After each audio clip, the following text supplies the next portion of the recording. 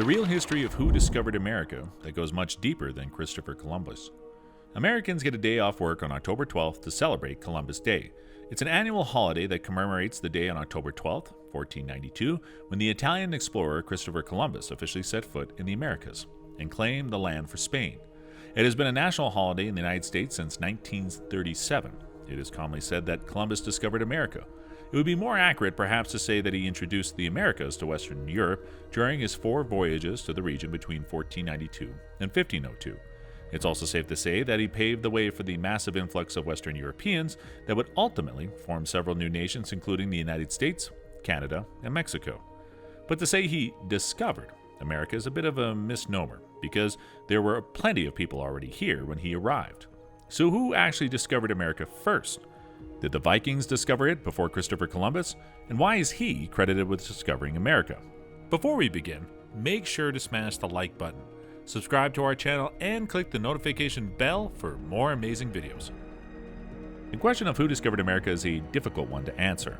While many school children are taught that Christopher Columbus was responsible for the discovery of America in 1492, the true history of the land's exploration stretches back long before Columbus was even born. The story of Columbus. In 1492, Columbus departed from the Spanish city of Palos de la Frontera with 3 ships. Ironically, Spanish citizens were forced to contribute to the expedition against their will, although that's the smallest of Columbus's sins. So fast forward a few weeks, and a lookout sailor on one of the ships saw land. The captain of that ship, not Columbus, confirmed the sighting and alerted Columbus. Seizing the opportunity, Columbus later maintained that he himself had already seen a light hours beforehand, because the first man to see new land would earn a lifetime pension from the Spanish crown. As we've already starting to see, Columbus wasn't really the nicest or most honest person. What island they found will remain a question for the ages. What we do know is that Columbus and his crew called it San Salvador. The natives call it Guanahani. It was an island in the Bahamas, but we don't really know which one. They encountered peaceful natives who welcomed them peacefully. Columbus noticed the natives were wearing gold bracelets and necklaces, so in true colonial fashion, he took 6 of them as slaves without hesitation. He wrote in his diary, "They ought to make good and skilled servants, for they repeat very quickly whatever they say to them. I think they can very easily be made Christians, for they seem to have no religion. If it pleases our Lord, I will take 6 of them to your highness when I depart, in order that they may learn our language." Columbus was also pleased to note that they didn't seem to have any weapons or army. "I could conquer the whole of them with 50 men and govern them as I pleased." What happened later is well-known history. For the locals, it was genocide. For the Europeans at the time, it was a quick way to get incredibly rich and conquer new territories, which they did to the best of their ability. Even conservative estimates suggest that in less than a decade, the population of the island of Hispaniola plunged from 500,000 to less than 100,000, either from sickness or conflict with colonists. Columbus became rich beyond his wildest dreams. He was given 10% of all the removable assets of the newly discovered lands, including gold, silver, pearls, and precious stones, and the trade therein was to be a crown monopoly under his control. Columbus paved the way for all of this. Sure, Columbus made America known to the Europeans, who ultimately conquered it, but he didn't discover it by any means. The Vikings was the first ones to set foot on America. Leif Erikson Day commemorates the Norse explorer believed to have led the first European expedition to North America. Nearly 500 years before the birth of Christopher Columbus, a band of European sailors left their homeland behind in search of a new world. Their high-prowed Viking ship sliced through the cobalt waters of the Atlantic Ocean as winds billowed the boat's enormous single sail. After traveling unfamiliar waters, the Norsemen aboard the wooden ship spied a new land, dropped anchor, and went ashore. Half a millennium before Columbus discovered America, those Vikings' feet may have been the first European ones to have ever touched North American soil.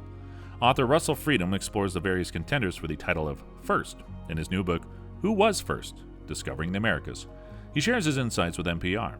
He said that there are the remains of their houses or of their settlement. There was an archaeological dig that lasted 6 or 7 years, and that they reconstructed the settlement about 100 yards away. He also said that the Indians didn't want them to stay. The first encounter was when the Vikings came across 10 Indians taking naps under their overturned canoes, and the Vikings killed them. That did not set up a very good mutual relationship. There were some attempts at trading, but the Vikings felt quite menaced and outnumbered, and the Indians did not appreciate their presence. The Vikings did return to North America, but only for trading. They never settled again. But that doesn't necessarily mean that Erikson was the first explorer who discovered America. Throughout the years, scholars have theorized that people from Asia, Africa, and even Ice Age Europe may have reached American shores before him.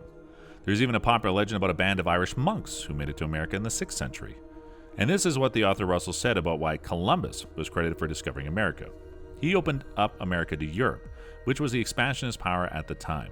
He was the one who made it possible for them to conquer the Western Hemisphere, and to bring with him the diseases that apparently wiped out 90% of the population. He wasn't the first, and neither were the Vikings. That is a very Eurocentric view. There were millions of people here already, and so their ancestors must have been the first. Theories about the discovery of America. In 1937, an influential Catholic group known as the Knights of Columbus successfully lobbied both Congress and President Franklin D. Roosevelt to honor Christopher Columbus with a national holiday. They were eager to have a Catholic hero celebrated in regard to America's founding. With the national holiday gaining traction in the decades since then, Leif Erikson Day arguably never had a chance to compete. Declared in 1964 by President Lyndon Johnson to fall on October 9th each year, it aims to honor the Viking explorer and the Norse roots of America's population.